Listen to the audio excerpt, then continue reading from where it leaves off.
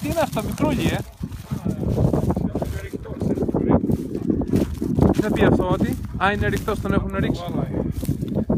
Έλα. Wow. Λίγο. Πρόσεχε. Πού τον είδες, έτσι χύμα έξω ήτανε. Έλα ρε. Μη σκιστεί το σκυλί, πρόσεχε. Από κάτω. Ωραία μάνα μου, αυτός τώρα με χιλοπίτες από το χωριό θα είναι λουκούμι.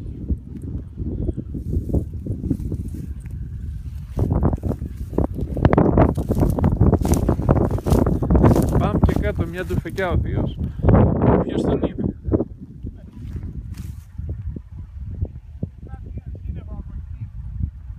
Τι πράγμα. Αμάν χήνες.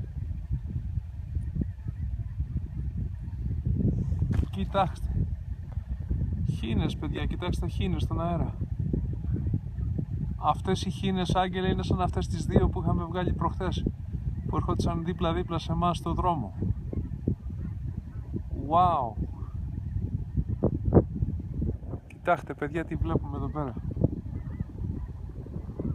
Άρε μάνα μου, πρέπει να έχεις κανόνι για να τις ρίξεις κάτω. Τις χήνες, κοιτάξτε, αυτές όλες πηγαίνουν στο Μεξικό τώρα. Φεύγουν από τα κρύα γιατί παγώνουν εδώ πέρα οι λίμνες και τα ποτάμια και δεν μπορούν να κολυμπήσουν και πηγαίνουν νότια, εκεί που είναι ζεστό το κλίμα. Και του χρόνου την άνοιξη θα ξαναγυρίσουν πίσω. Έχουν δρόμο να καλύψουν. Κοιτάξτε παιδιά.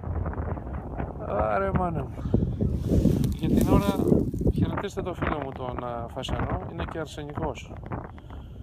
Απίστευτος. Ωραίος ο θείος.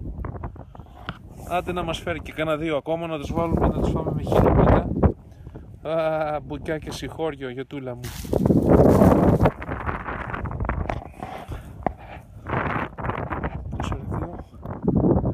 Στίβε, εγώ πηγαίνω κάτω!